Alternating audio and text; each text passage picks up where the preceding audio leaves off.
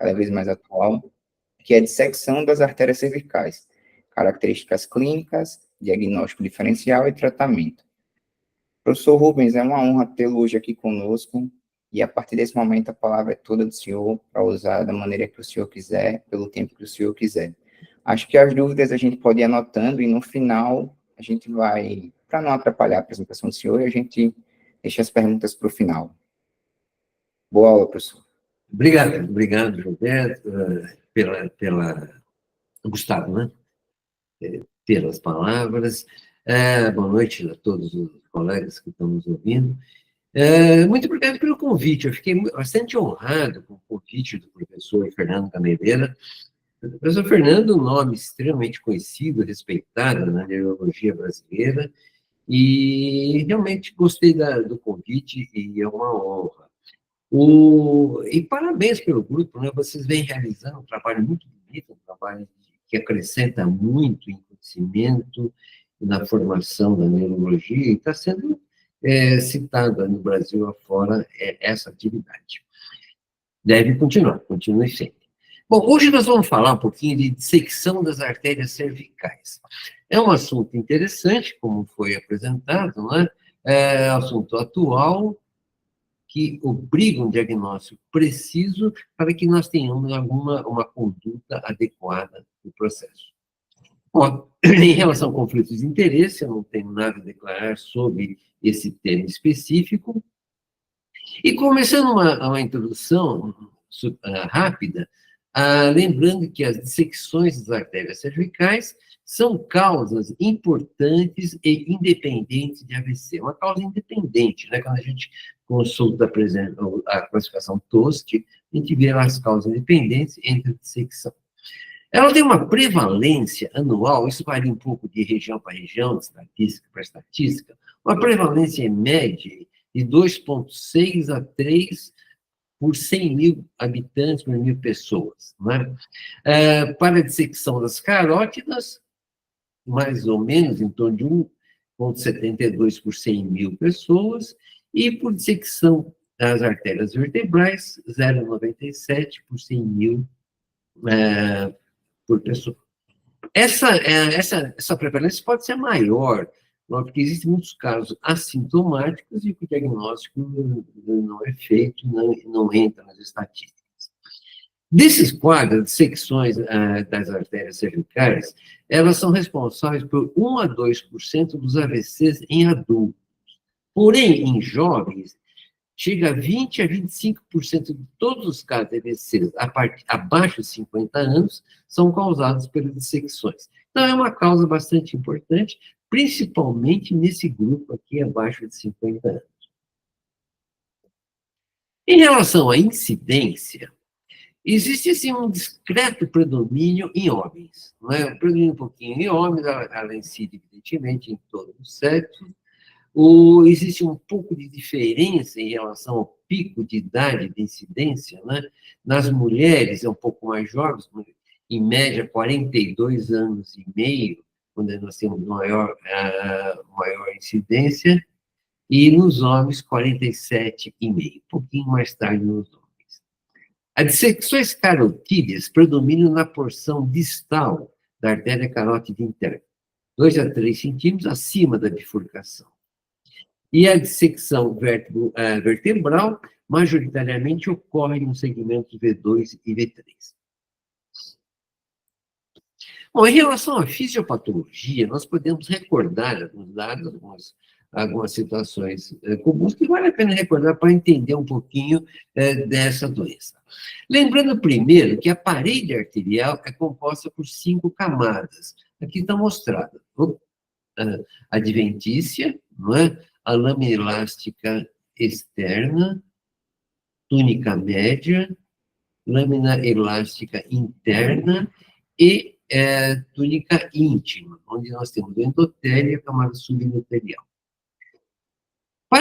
Quando ocorre a dissecção, então, um dos fatores principais é uma ruptura da íntima ou ruptura de vaso vasórum. Aqui, por exemplo, nesse diagrama, nessa figura, está mostrada uma ruptura da camada íntima, o sangue penetra na região subintimal, com tendência a formar um pseudolumen, né, um pseudolumen aqui. Essa situação é trombogênica, quando nós quebramos a íntima, né, quebramos o endotélio, expõe as substâncias subendoteliais, que são bastante trombogênicas, facilita a formação de trombos, êmbolos que vão para a corrente, e pode ser uma das causas do AVC. Outra situação é quando esse quadro cresce, esse endotélio se desprega, pode obstruir um vaso, levando a uma oclusão desse vaso. Outra situação é quando nós temos a formação de um hematoma intramural. O hematoma nessa região entre a camada adventícia e a túnica média, não é nessa. E esse tipo de hematoma pode formar também falso lume e formar pseudoaneurismas que crescem nessa região para fora da camada adventícia e tem um significado no sentido de poder comprimir estruturas adjacentes. Aqui nós temos alguns exemplos, não é? Aqui em A, por exemplo, um hematoma intramural, que nós estamos vendo aqui. Em B, uma dissecção com falso lume. Parece que a artéria fica dividida pelo meio, né, como você vê aqui. Acabam tendo 2 trajetos. E aqui também um falso lume com flap. Então, são, resumidamente, alguns aspectos da fisiopatologia. Lembra que esse quadro normalmente se inicia ou com uma ruptura da camada endotelial, ou então com ruptura de vaso vasório, desencadeando esse processo. Na patogênese da dissecção, nós sabemos que a fraqueza constitucional do aparelho dos vasos dos pacientes com essa dissecção é geneticamente determinada, e fatores ambientais podem atuar como gatilhos. Esse é um dado interessante, né? Existe um componente genético que facilita essa ruptura da parede, não é? E os fatores ambientais, nós vamos ver daqui a pouco, desencadeiam esse processo. Aí, quanto à etiologia, nós temos aqui, sabemos que a etiologia é complexa e multifatorial. Então, temos alguns detalhes que podemos colocar, que podemos lembrar. Mais da metade dessas dissecções são espontâneas. O trauma é identificado em torno de 40% dos casos. Eu acho que a gente tem uma cultura muito grande de sempre associar dissecção com trauma, né? É frequente, existe essa associação, mas corresponde a 40% dos casos. Então, a maioria não tem relação direta com o trauma. Este trauma, muitas vezes, são traumas pequenos. Pode ser, lógico, pode ser traumas grandes, mas muitos são traumas triviais. Como quiropraxia, muito se fala disso, né? Massagem na região cervical, hiperextensão. Durante muito tempo se falou do risco das pessoas irem em cabeleireiro, fazer lavagem, fazer hiperextensão. É uma possibilidade, não é frequente, mas existe, não é?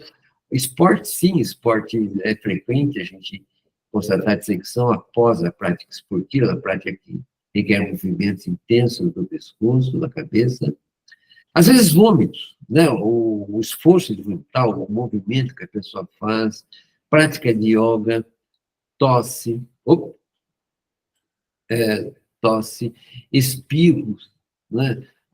O parto também é uma situação que se coloca aqui dentro das causas da dissecção. Acidente de carro, onde nós temos aquele chacoalhada, né? A balançada do pescoço, e assim, e outros acidentes. Lembrando, então, que os acidentes podem estar presentes em 40% dos casos, muitas vezes são acidentes pequenos, triviais.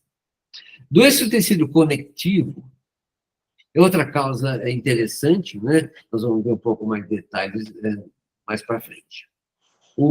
Algumas condições adquiridas devem ser lembradas, anormalidades anatômicas, principalmente um processo estiloide alongado. Aqui nessa figura, a gente vê o processo estiloide, né? Aqui está normal, e aqui tem um processo estiloide bastante alongado.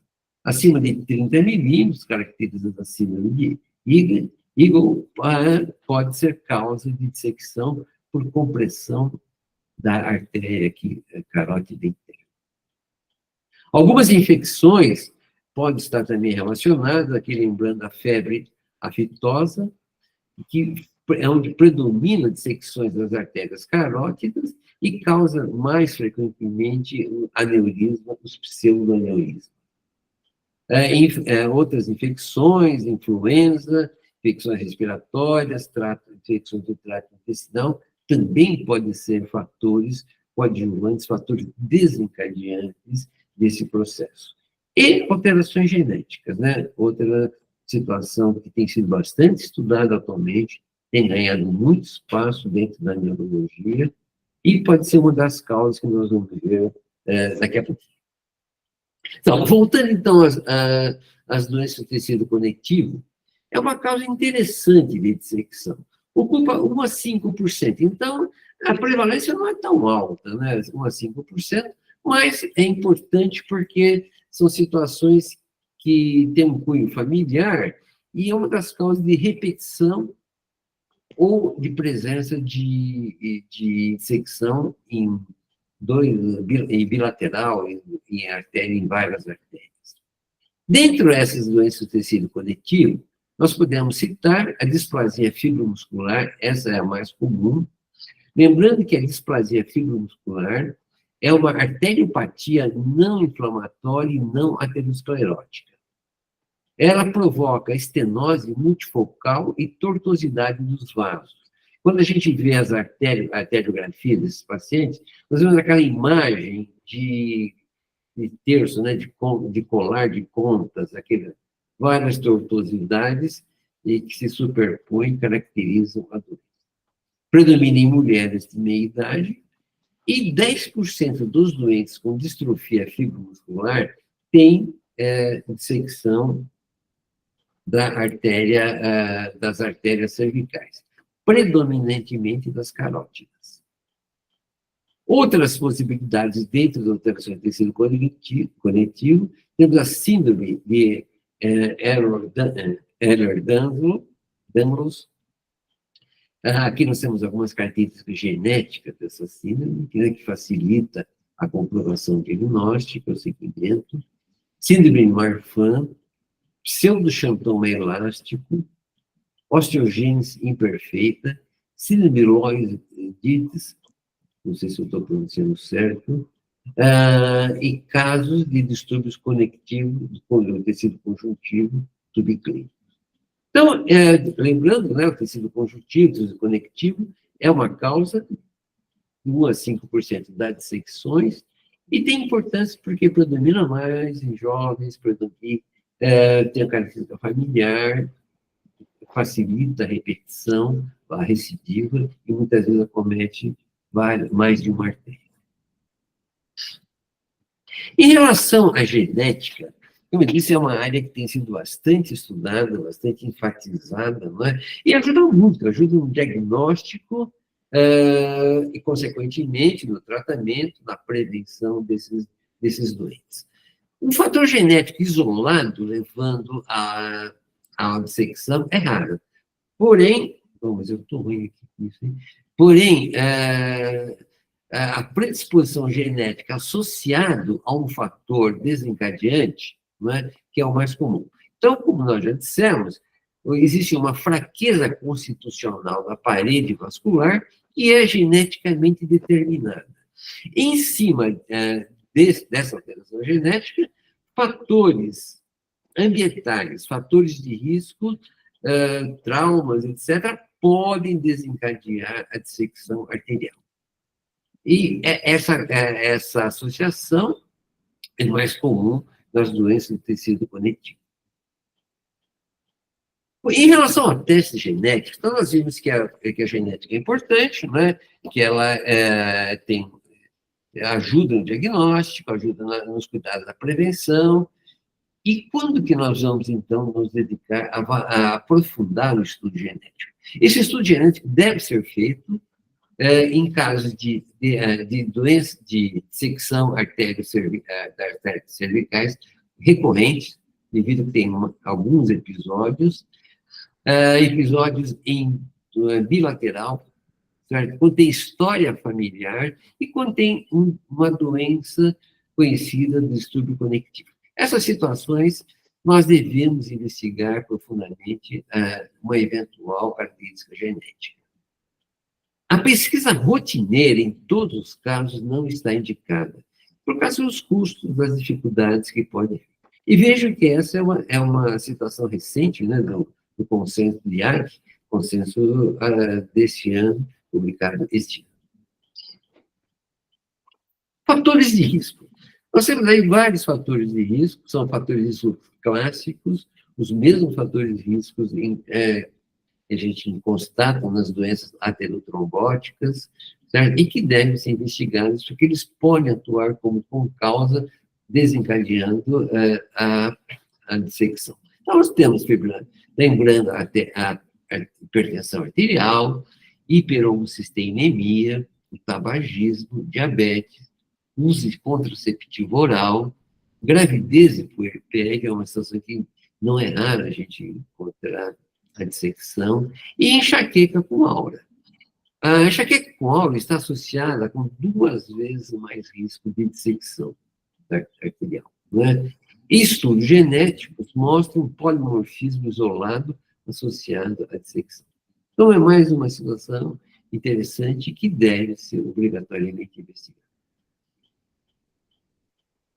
Quadro clínico. Né? O quadro clínico da dissecção é bastante semelhante aos AVCs, é igual. A dissecção provoca uma isquemia cerebral e o quadro clínico é o quadro de isquemia.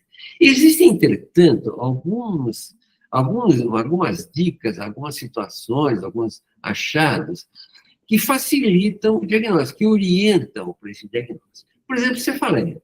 A cefaleia não é muito comum no AVCI, na isquemia cerebral. Porém, a dissecção é bastante comum. E aqui está mostrado as principais regiões da cefaleia. A dissecção vertebral predomina a cefaleia na parte occipital, parte posterior da cabeça. Uma dissecção carotídea predomina nas partes laterais, paredes temporais. Assim. Então, é uma coisa que chama atenção. Pegou o doente que conta que no início do quadro teve uma cefaleia importante, cervical, na parte posterior da cabeça, ou temporal, temparietal, chama atenção que pode ser uma dissecção. Dor cervical, acompanhando a cefaleia, síndrome de Horner é outro achado que muitas vezes se detecta, não é que nós temos a figura do Horner, né? Miose, pitose palpebral, então, que também pode ser pela compressão das estruturas adjacentes às artérias. Algumas vezes podemos ter neuropatias cranianas, tinnitus pulsátil, que são situações não tão comuns no AVC aterotrombótico, no AVC cardíaco. Lembrar que o risco em pacientes com cefaleia ou Horner, eles têm 1/5 desses pacientes podem desenvolver ou desenvolvem um pseudoaneurisma. Né?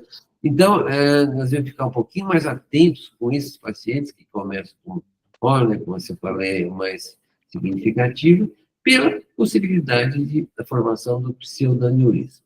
Esse pseudoaneurisma normalmente é benigno, raramente ele rompe, não é? O risco maior dele, a complicação maior dele, é pelo ocupar espaço. Ele funciona como uma massa, né, com processo expansivo e pode comprimir algumas estruturas adjacentes. Bom, nós vimos que o quadro clínico é um quadro geral, então aqui só lembrando os principais achados que nós podemos ter nesse paciente. Né? Numa dissecção das artérias vertebrais, dor já foi falando geralmente no pescoço, simulando muitas vezes até um torcicolo, tonturas, são os achados clássicos dos AVCs vertebrovasculares.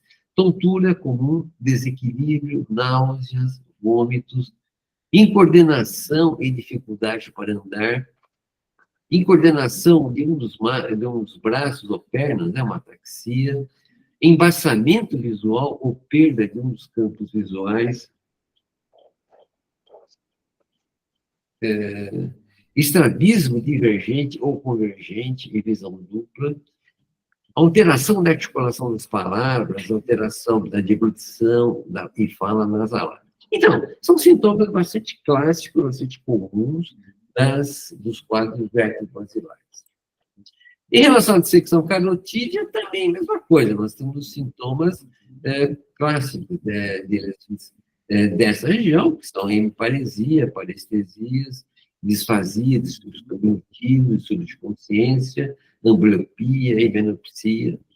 Enfim, em relação ao quadro clínico, o quadro clássico do AVC, da isquemia cerebral, porém, existem alguns sinais de alerta, que são a cefaleia mais forte, mais localizada, o Horner, tinnitus, que podem orientar nesse diagnóstico. O diagnóstico, então, lógico, é feito através dos dados de anamnese, importantíssimo, né? A associação com o fator de risco, com o fator desencadeante, muitas vezes o trauma, a associação com doença do tecido conjuntivo, tudo isso pela anamnese, o exame clínico, como nós acabamos de ver, e a confirmação vai ser feita por imagem, né? Então, a confirmação diagnóstica é por imagem. Essa imagem pode ser através de exames não invasivos, uma angiotomografia. Desculpa, eu estou confuso aqui. Uma angiotomografia, uma angiorressonância, preferencialmente com supressão de gordura, ou uma ultrassonografia que também pode ajudar no diagnóstico. Pode ser utilizado uma angiodigital, uma angiografia digital, por cateterismo, que é o padrão ouro, porém é um exame pouco solicitado para essa situação, pela dificuldade de realização, pelos próprios riscos do procedimento, né? E os principais achados da angio-TC, da angiorressonância ou da angiografia padrão, são o estreitamento do contraste dentro do vaso em forma de chama de vela, a clássica chama de vela, né? E a formação de um falso núcleo. Esses seriam os achados mais comuns. Aqui nós temos algumas imagens. Só lembrar que essas imagens que foram selecionadas aqui por uma nossa residente, aí de Maceió, uma menina, a Maria Clara Valente, né, que está fazendo residência com a gente, e veio de Maceió, contribuindo aqui para o serviço. Então, aqui nós vemos a carótida interna, né, essa suboclusão da carótida interna, fechando em forma de vela, né, chama de vela, né? Esse cone de forma um pouco diferente do que é habitual nas situações de trombose. Em seguida, o volume bastante estreitado, quase desaparecendo. No mesmo paciente, que a gente vê aqui, né? O volume bastante pela secção. A mesma imagem, através de uma reconstrução, da angiotomografia com reconstrução, esse daqui é o lado normal, não tem muito alteração significativa, e aqui, essa suboclusão, fechamento em chama de vela, clássica da secção, no caso, secção carotídea. Então, o diagnóstico é feito através desses elementos, não é? Importante a confirmação diagnóstica, porque, evidentemente, o tratamento preventivo vai ser bem diferente no caso arteriotrombótico, no caso cardioembólico, no caso de secção ou eventualmente. Em relação à imagem, ainda quanto à sensibilidade e especificidade, a angiorressonância e a angiotomografia possuem sensibilidade.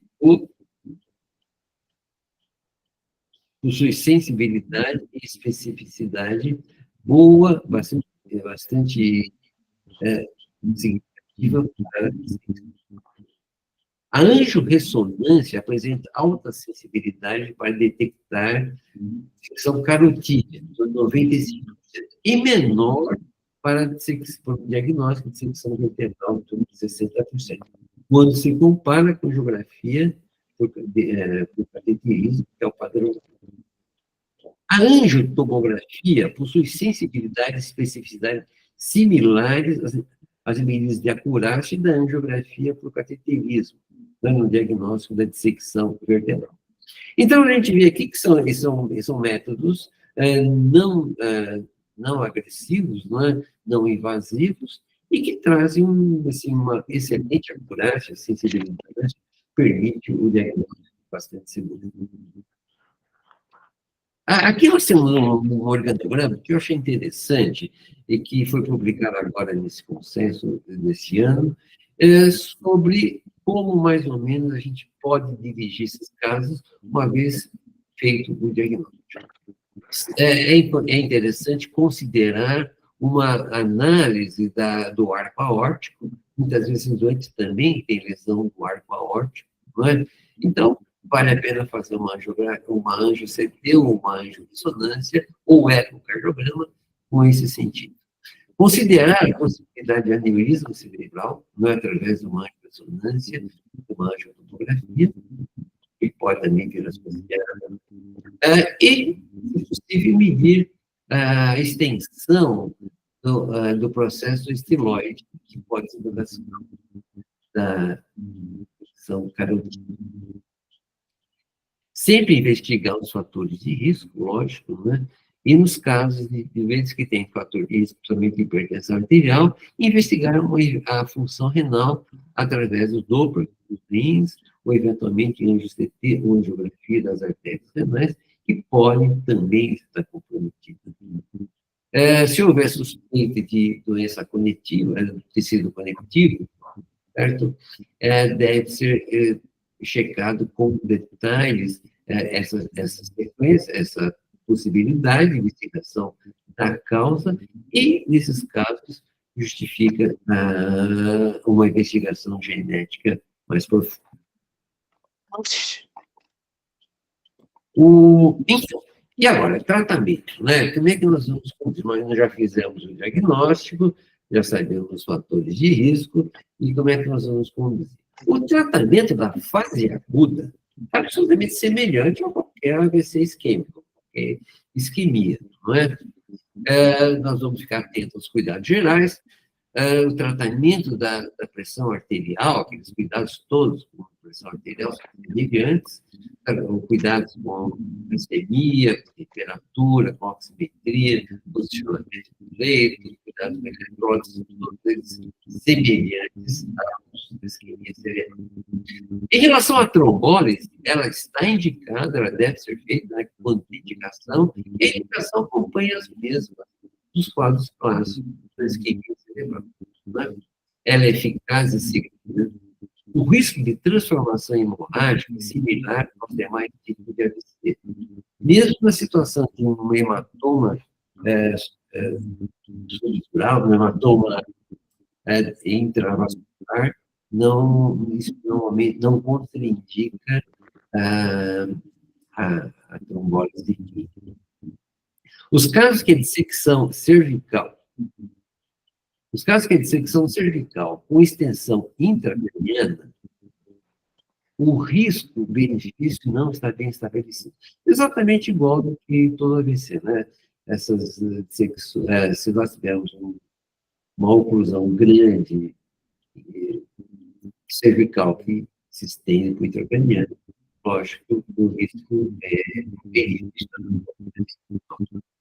Trombectomia mecânica, o procedimento mais novo, que cada vez está ganhando mais ênfase, cada vez mais entusiasmo nesse procedimento, cada vez a janela terapêutica tem, né? Nós temos dados favoráveis e a indicação também é semelhante com os casos. O paciente que tem oclusão em tandem Lógico, a melhor abordagem ainda é do dados não são. Outro ponto controverso que deve ser lembrado é a colocação de stent, né? Será que vale a pena colocar stent? Nós temos aí uma artéria que está com não supervisão, por inflamação, trombos, por infecção do endotélio, valeria a pena. Os resultados não são controversos, né? Eles não são entusiasmantes. A maioria dos resultados, a maioria dos resultados mostram ser pouco eficazes a indicação da implantação do stent. Esse stent pode ser considerado então, os casos mais graves podem receber stent e Eita, pega. Em relação ao psicoaneurisma, como eu disse, esse psicoaneurisma raramente sangra, não é? Aí o problema maior é quando ele causa efeito de massa. Essa situação, sim, se ele for muito extenso, comprimindo estruturas adjacentes pelo efeito de massa, aqui, nessa situação, pode ser estudada a colocação de stent no coil para esse efeito de massa. Prevenção secundária, acho que aqui que é mais interessante, né, que diferencia mais das outras formas de AVC, e que também nós temos muita dúvida e tem muitos estudos que estão correndo a esse respeito. Primeiro, existe risco de recorrência, não é? Se existe risco de recorrência, então nós temos que conhecer qual é o melhor procedimento que a gente poderia tomar. Sem dúvida nenhuma, o antitrombótico está indicado. Mas qual o antitrombótico? Né? Seria melhor usar o anticoagulante por um período de 3 a 6 meses, porém, sabe-se que o anticoagulante ele pode prevenir o tromboembolismo, mas poderia aumentar o hematoma intramural. Então, uma primeira dúvida que se coloca. Podemos usar o antiagregante, antiagregação simples, dupla, seria suficiente ou não? Em relação a esses dados, né, se é melhor o antiagregante ou o anticoagulante, e qual a melhor opção, ainda existe muita dúvida na literatura. Existem vários relatos, ensaios pequenos, né, e que não permitiam uma conclusão adequada. Atualmente, acho que nós temos 3 estudos que vale a pena ser citados e que podem balizar um pouco as nossas condutas, né? E são estudos que têm alicerçado os consensos atuais a esse respeito. Então, aqui nós temos listado o estudo CADIS, né? O de 2015, o estudo StopCare, o estudo publicado este ano, e o estudo TreatCare, publicado em 21. Né? Então, vamos ver um pouquinho desses estudos para a gente poder comentar a esse respeito. O estudo CADIS foi, talvez, eu acho que o primeiro estudo assim, grande avaliando essa situação. O estudo que envolveu 250 pacientes que foram divididos em 2 grupos, anticoagulantes e receber anticoagulante e antiagregante. Esse estudo é um estudo bastante criticado do ponto de vista metodológico. É um estudo que é sempre citado, é utilizado para discussões, conclusões, mas é um estudo que nós temos que tomar algum cuidado do ponto de vista metodológico. É um estudo que admitiu pacientes em diferentes tempos, o início do tratamento se deu em diferentes tempos, os tratamentos eram bastante variados, não é?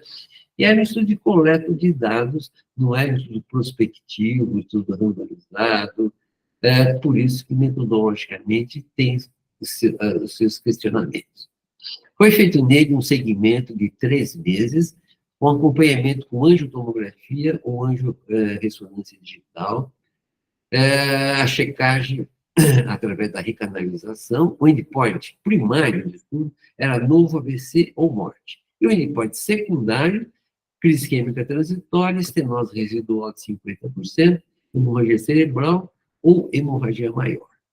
E nesse estudo não foram empregados os DOACs, né? Os anticoagulantes diretos. Todos eles tomavam ou varfarina ou heparina de baixo peso molecular. Nesse estudo CARDIS, no grupo antiagregante, então vejo aqui muitas variáveis, né? O grupo antiagregante, 22% tomou aspirina, mesmo assim, doses diferentes, a dose não é padronizada. 33% tomaram clopidogrel isolado, 1% de piridamol, né, que hoje nem é mais usado, 28% dupla antiagregação, aspirina mais clopidogrel, e 16% aspirina mais piridamol. No grupo anticoagulante, 90% heparina, seguida de varfarina, e 10% varfarina isolada. A conclusão desse estudo é que a recorrência de dissecção foi pequena em 3 meses, não é? E não houve diferença significativa entre os dois grupos, né? Entre o grupo antiagregado e o grupo anticoagulado, não houve diferença significativa. Porém, houve um pouco menos AVC no grupo um pouco mais de AVC no grupo antiagregado, um pouco menos do grupo anticoagulado, porém mais hemorragia, incluindo uma hemorragia subaracnoideia no grupo anticoagulante. O segundo estudo que eu estou trazendo, o estudo STOP-CAD, um estudo bastante atual, né, foi publicado este ano no Stroke, é um estudo multicêntrico, observacional também, estudo retrospectivo, né, observacional, feito em 16 países, vários centros, envolveu 3.636 pacientes, também divididos em 2 grandes grupos, né?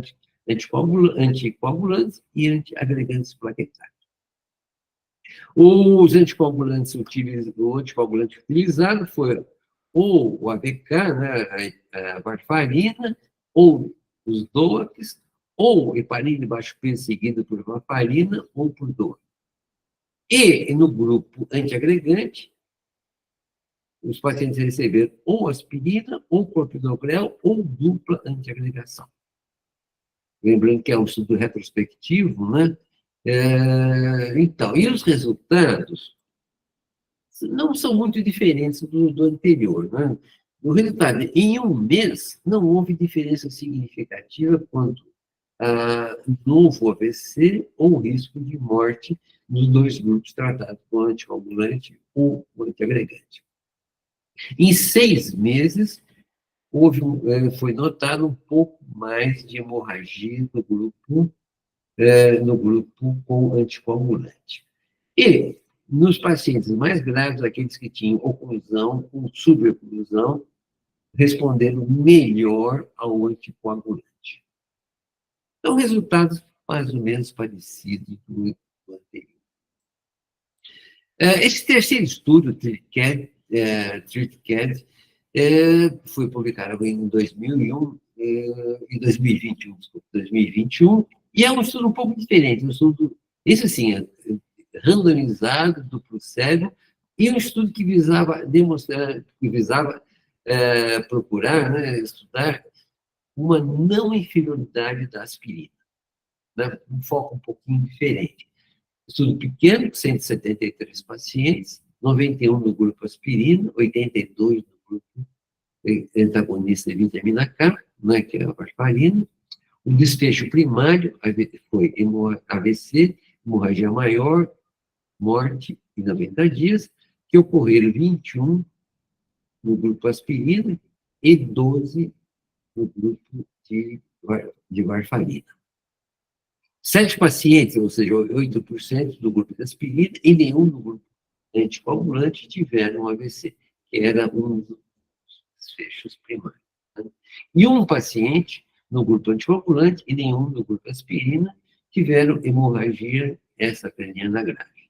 Não houve mortes nesse segmento. E esse estudo conclui a não inferioridade da aspirina não foi demonstrada.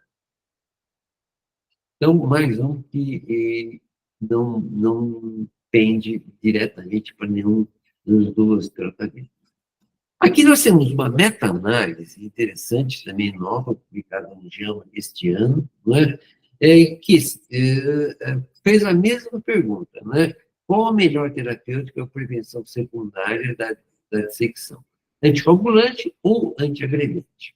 Essa pergunta básica, semelhante aos outros estudos, segundo o método empregado para essa meta-análise, foram selecionados e incluídos 440 pacientes, sendo 218 no grupo anticoagulantes e 226 no grupo antiagregantes, o endpoint primário, mais uma vez, novo AVC, sangramento maior ou morte em 90 dias, certo?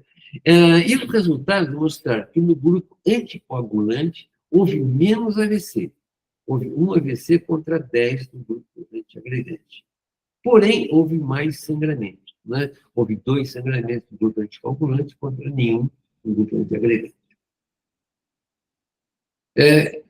Esse achado, entretanto, não é significativo, né? Houve essa diferença, mais uma vez, mostrando dados, uma diferença não significativa entre esses 2 tratamentos propostos, uma pequena melhora em relação à recidiva de AVC no grupo anticoagulante, porém, mais hemorragias nesse grupo.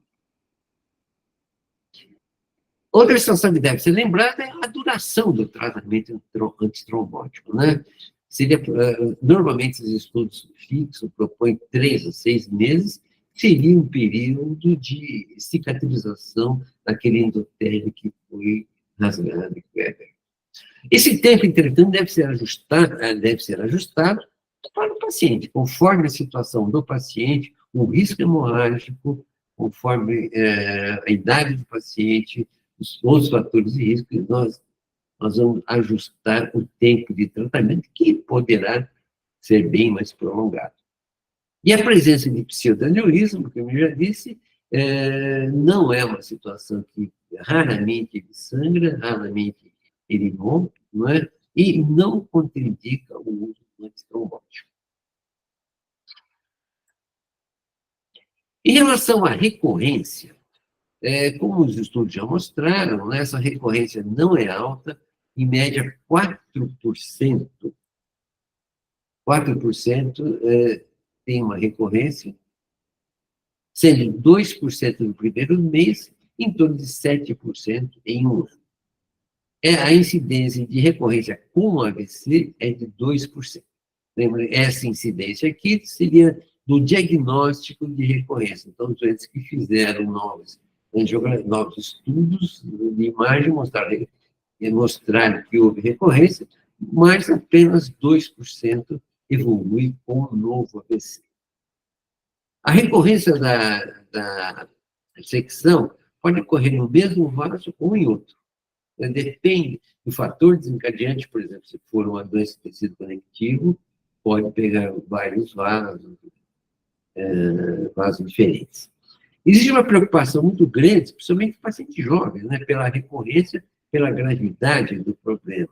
E, lógico que isso tem implicações na qualidade de vida, né, nas limitações que isso pode trazer, e entre essas limitações seria o retorno à atividade normal.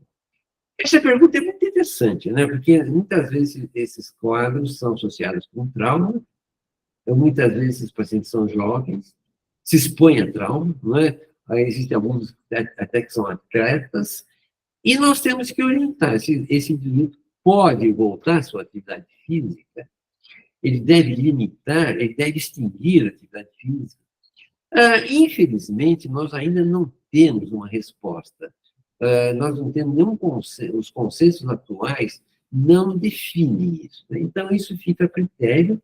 O que é recomendado seriam 6 primeiros meses afastar de atividade física intensa, movimentos bruscos com a cabeça, cuidado, e daí para frente, avaliar caso a caso se pode retornar ou se é melhor evitar um tempo prolongado, eventualmente sempre.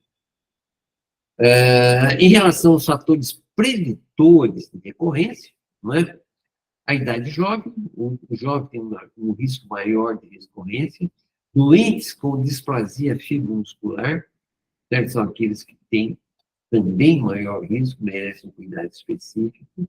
Doenças com enxaqueca, principalmente enxaqueca com aura, onde predomina, onde aumenta esse risco, e os doentes com alterações genéticas constatadas que têm um risco maior e muitas vezes obrigam um tratamento mais prolongado.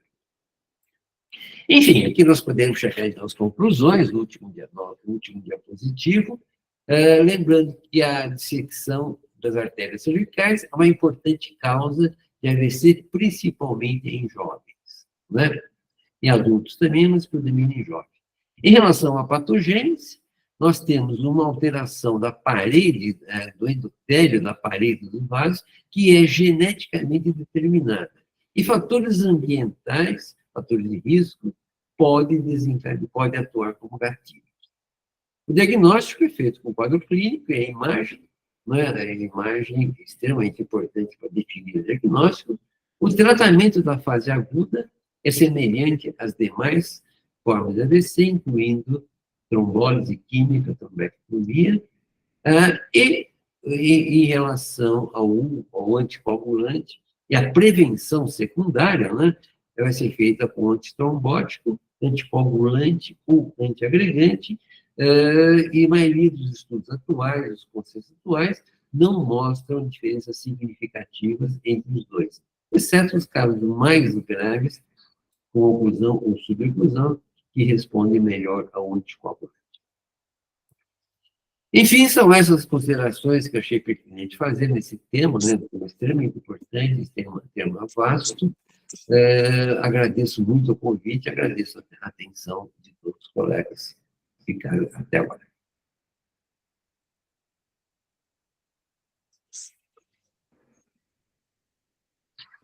Parabéns, professor Rubens, pela aula brilhante, esclarecedora e fantástica. Vamos abrir para perguntas. Gostaria de começar. Vou aproveitar. Doutor Fernando também. Pode falar, doutor Fernando. Pode começar, depois eu acabo perguntando. Achei a aula, se eu fosse resumir, eu diria que foi uma aula necessária. Uma aula muito boa, muito útil, que certamente vai ajudar muitos colegas neurologistas Brasil afora. Professor, uma dúvida que eu tenho é que, pelo menos em relação à sintomatologia que não diz respeito a déficits neurológicos, a dissecção carotídea, pelo menos, ela lembra, em muitos aspectos, uma cefaleia cervicogênica. Então, eu queria saber do senhor, assim, qual é o percentual de pessoas que faz uma dissecção carotídea ou vertebral que não chegam a fazer um AVC e se isso chega a entrar no diagnóstico diferencial das cefaleias cervicogênicas. Quer dizer, uma cefaleia cervicogênica merece um estudo vascular? Eu acho que sim, é uma pergunta muito interessante, não é? Eu não tenho dados estatísticos disso, viu? Mas isso existe, isso é citado, com certeza. Mas eu acho que merece, sim. Uma cefaleia atípica, não é? Indivíduo que nunca teve dor de cabeça, que não é enxaquecoso, que não tem dor, cefaleia tensional, de repente aparece com uma dor forte, uma dor localizada, cervicalgia, merece estudos. Eu acho que deve ser estudado, porque pode ser uma dissecção, e deve, se for uma dissecção, ele tem um risco de aquilo piorar, obstruir o vaso, né? Ou eventualmente repetir depois. Obrigado, professor. Professor Rubens, como muito bem explicado, há diversos estudos já provando que a aspirina não tem inferioridade em relação ao anticoagulante até o momento, ainda que o anticoagulante pareça cada vez mais, nos estudos, uma força maior da profilaxia secundária em relação à recorrência. E aí eu acredito que acaba ficando um pouco mais fácil para a gente, neurologista, quando não tem contraindicação, acaba usando aspirina para não ter que ficar manejando INR. O Marevan, por exemplo, a varfarina teria uma certa dificuldade no nosso dia a dia.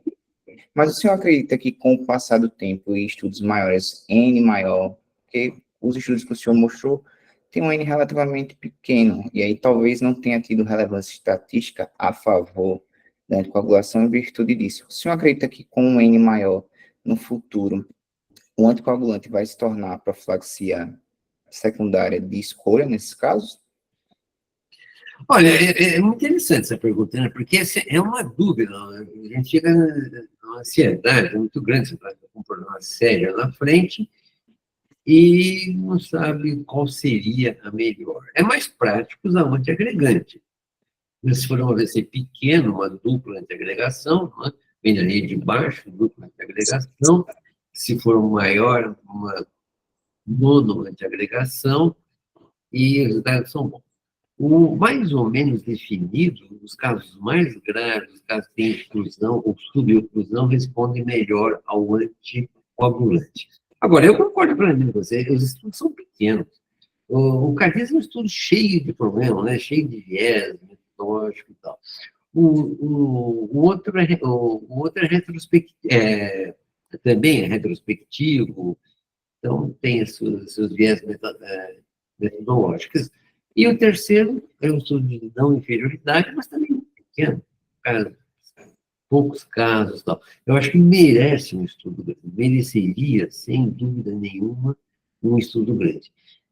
Talvez isso venha a acontecer agora com os novíssimos anticoagulantes, né?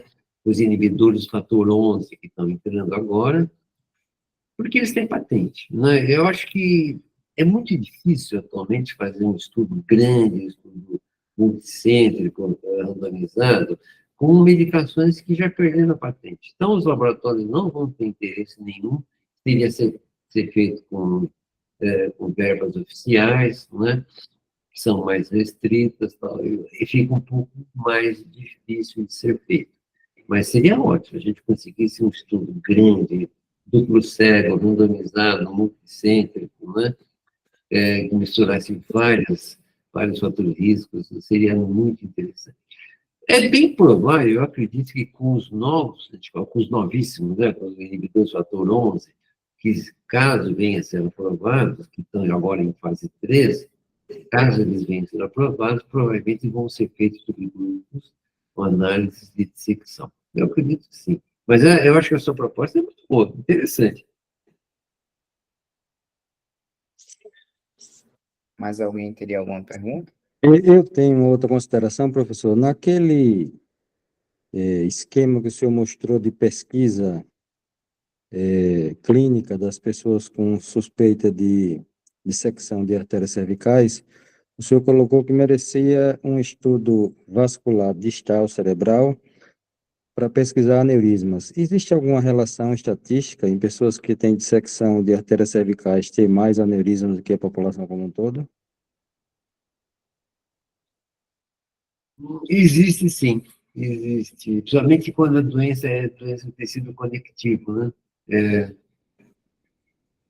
Existe. Eu não sei te dizer, eu não sei números, viu?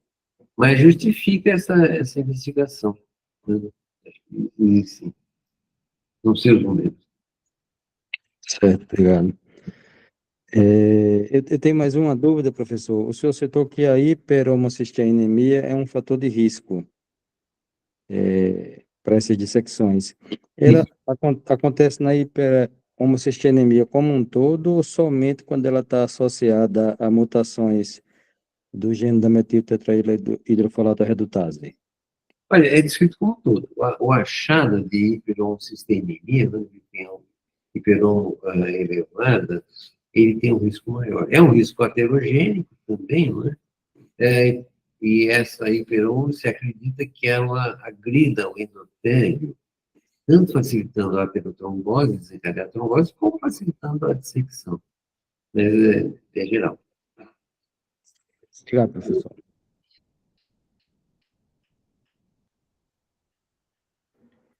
Mais alguém tem alguma pergunta para fazer para o Dr. Rubens?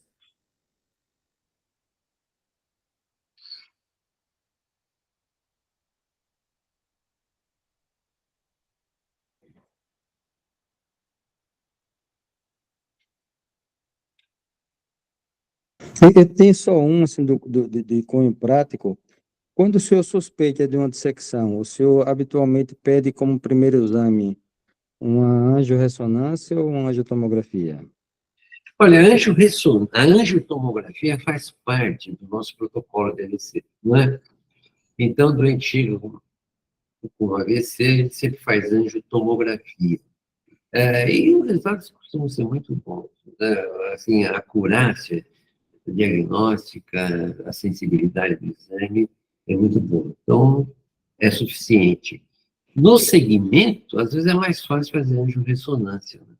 A angiorressonância exige menos contraste, não tem radiação, então, eu acho que para segmento, a angiorressonância funciona bem. Mas qualquer um dos dois pode ser feito, os dois são bons.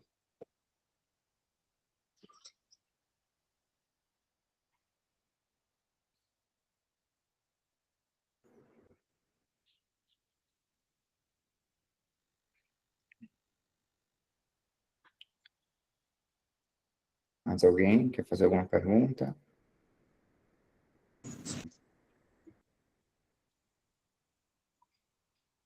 Fernando, podemos... Acho que sim, gente. Eu queria. Pode continuar, Gustavo. Não, eu só queria agradecer mais uma vez, acho que foi aberto para perguntas. A aula foi tão esclarecedora que não teve muitas dúvidas do pessoal, mas só agradecer mais uma vez aqui ao Dr. Rubens pela disponibilidade dele nessa noite. Agradecer mais uma vez que a aula foi brilhante e espero mais vezes tê-lo aqui conosco. Uma boa noite da minha parte e muito obrigado aí pela oportunidade também. E eu queria também, professor, destacar que essa sua aula necessária, ela vai contribuir muito pelo Brasil afora na formação e no esclarecimento de dúvidas de neurologistas. Pessoas que o senhor nem conhece no Acre, no Amazonas, em Roraima, no Rio Grande do Sul, e em todos esses estados a gente tem tido pessoas que assistiram às aulas. E a sua aula atingiu plenamente o nosso objetivo. Então, agradecer porque o senhor é uma pessoa que é um grande estudioso desse assunto, se dispôs a nos dar essa aula e, como eu falei, o senhor vai ajudar muito mais gente que o senhor nunca vai ficar sabendo, mas as pessoas ajudadas e os pacientes delas agradecerão. Muito obrigado, sinceramente, professor. Eu que agradeço, Fernando, toda a equipe aí. Eu acho que é um prazer muito grande. A gente vive com isso, né? A gente que tem essa veia acadêmica, né? Tanto como você, como todos os seus assistentes, tudo. E eu acho que a gente faz isso com muito prazer. E você colocou muito bem, né? Nós temos que difundir conhecimento, trocar conhecimento, estar sempre aprendendo. A gente aprende muito também, conversando com os colegas, vendo as dificuldades, as ideias novas que vão surgindo. Fiquei muito contente do convite, honrado. Agradeço. E continue, parabéns, vocês estão fazendo uma atividade extremamente importante, acho que essa difusão de conhecimento, vocês têm convidado colegas brilhantes, aulas brilhantes que têm sido dadas, continue. Parabéns. Estou à disposição, estou sempre à disposição. E a gente vai depois, certamente, intimar o senhor a nos dar outras aulas. Será Muito obrigado. um prazer. Então, tá bom, pessoal. E uma boa noite a todos. Gustavo, obrigado pela sua participação. Apesar de ser muito jovem, você fez uma moderação exemplar. Sem Então, dúvida. obrigado a todos. Obrigado. E na terça-feira que vem nós teremos uma outra aula com o professor Paulo Bertolucci sobre o envelhecimento do cerebelo. Boa noite a todos. Boa noite.